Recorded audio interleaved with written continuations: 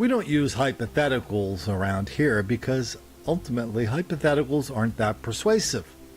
We use facts, we use videos, we use stories, we use documents. We use documents to expose this enormous level of black criminality and black on white hostility. So to use a hypothetical is just to make up something and ask somebody to believe your little fairy tale. So when we say in Philadelphia, for example, well, those two black guys walked into a coffee shop and they said it was racism when they asked to use the restroom. They brought their own water in, then they asked to use the restroom, and they asked to sit down, all without paying. That is clearly racism. And the mayor of Philadelphia goes on TV and he says, shaking my head, 2018. Starbucks takes 177,000 employees and gives them a day off so they can go to racial sensitivity training. So if we say here, well, what if two white guys did it? No, that's too weak. There's so many cases of black on white hostility here. Sometimes they're so enormous, sometimes they're so consequential, even a local news station can't ignore it. That's what happened up in near Boulder, in the Boulder/Denver area, to Andrew Graham.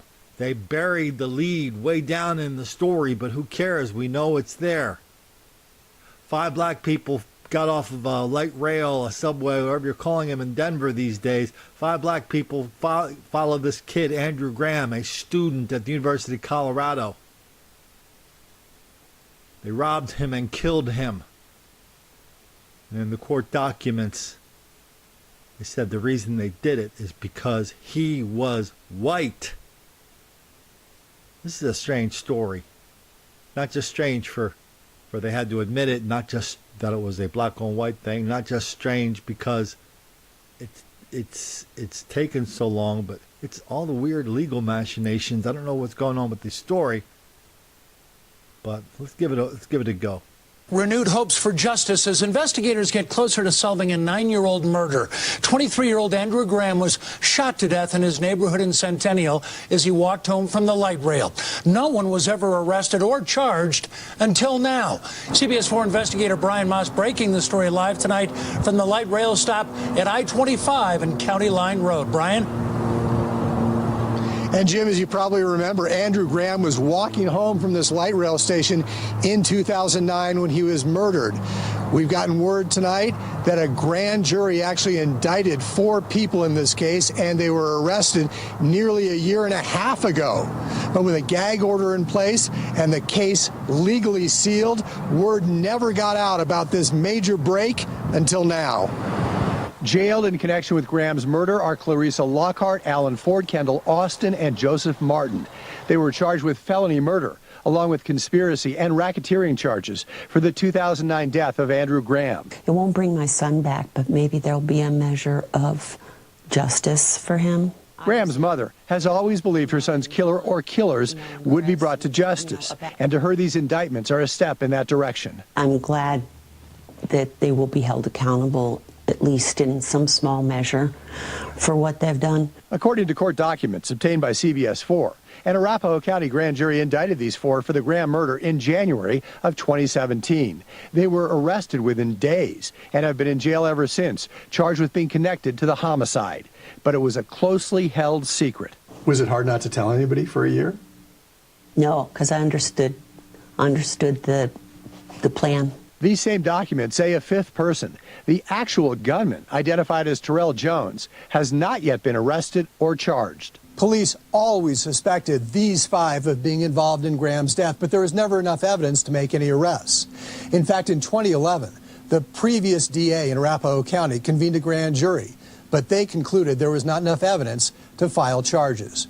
However, a new DA meant a new grand jury, and this time, a different result. DA George Brockler is not talking about the indictments or what led to them, citing this gag order, which went into effect just after the arrests. But Graham's mother credits Brockler and his staff with pushing the case and not letting it languish. Just a little bit numb, not fully believing it was actually going to happen. Finally, there's some movement. Finally, someone cared enough to take it that extra mile. As CBS 4 has previously reported, investigators have long believed gang members targeted Graham because he was white and might have money. It's going to take time, and it has to be done right because we only get one shot. And I can wait. Now, one of the suspects in the case, Joseph Martin, has already pleaded guilty to a lesser charge and been sentenced to 10 years in prison. He is a brave little girl in New Hampshire, a 9-year-old who ran after the robber who stole her great-grandmother's purse. That thief grabbed the purse right out of the 83-year-old's hands in her driveway. And as Julie McDonald reports from Manchester, that's when her great-granddaughter jumped into action.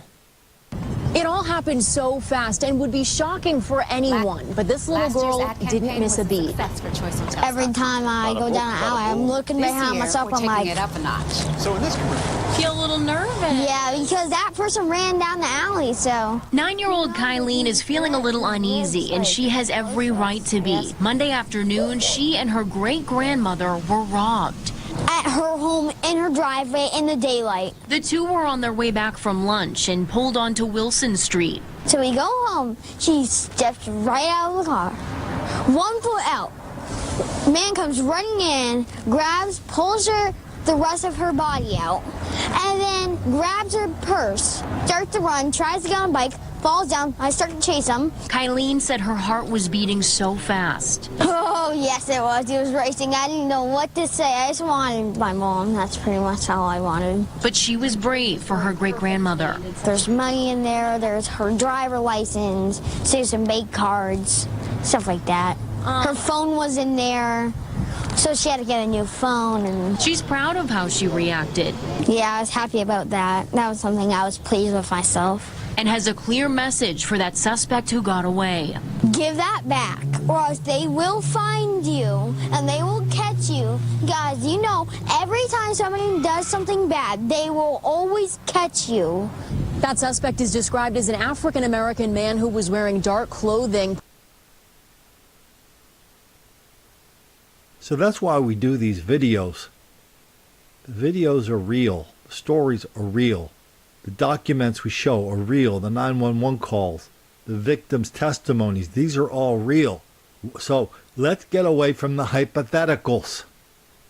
As soon as you use a hypothetical, well, Colin, if it were two white guys doing that, no, nobody's going to believe you. No one's even going to listen to you. And I know a lot of people use these videos, they use my books, Don't Make the Black Kids Angry especially. They use the stories that I publish in magazines all over the country, and talk radio we do all over the country, and some television we do all over the country. The other day somebody said, hey Colin, if the major media had, if paid more attention to you, this and that would happen. We had 100 million views on YouTube, fool. That's a lot of views. I was in San Diego for a little more than a month. Just got back. Trying to get back on my feet here. I was amazed at the number of people who recognized me and came up and spoke to me. The delivery guy who delivered my Chinese food from Grubhub looked at me and he goes, He couldn't even say my name. You're Colin Flaherty. Don't make the black kids angry. Yeah, that's me. So we're moving forward. Things are happening. And they're going to happen to the extent that you and I are persuasive enough to let people know what's happening. And being persuasive starts with sticking with reality. Stay away from stupid causes. Stay away from solutions. The trolls and the losers and the deniers, they want to talk all day long about causes and solutions, but they won't talk about what's in the middle. They won't talk about the violence. That's what we do. Here we talk about the violence, the criminality, the hostility, wildly out of proportion. We document it. Anytime anybody wants to take our eyes off the prize and go to causes or solutions, that is a deflection. That is an admission that, Colin, Well, you've got too much stuff on us. Can we go back to using a sociology textbook I found at the Goodwill store that was published in 1972 that explains how black people are relentless victims of relentless white racism all the time, everywhere? That explains everything. We don't have to go there with other people. We don't have to talk about what they want to talk about. We don't have to anticipate that if we say something, someone's going to call us a bad name. The other day, somebody sent me an email saying, I forget what story it was. We do a lot of stories here. Hey, Colin, can I have the original link to the video you did on that story? I said, well, it's going to take me a while to find it, so just tell me why. Maybe I could be of some help. He goes, well, Colin, I want to put it out, but I'm afraid to, put your video out because somebody might think I'm racist. Look, here's the thing. If you're worrying about people calling you names, you don't have any business trying to make this something to talk about. If you're going to be a coward, you're done before you even started. If you think there's some magical words that we can sprinkle over this enormous level of denial, deceit, and delusion that's going to make people feel good about how we expose it, well, you're in deeper denial, deceit, and delusion than lots and lots of the reporters and public officials we talk about here. So we have lots and lots of stories, lots and lots of very persuasive things to put into the public square and say, here we are, this is happening. No matter what John Legend says, no matter if the Pulitzer Prize winner says, and John Legend say, well, we shouldn't report black people to the police because they're just trying to live their lives. Why are you? That's just white privilege. So we still have a lot of mountains to climb. We just need to use the right tools. Video is a good tool. Reality is our best tool. The truth is our best tool.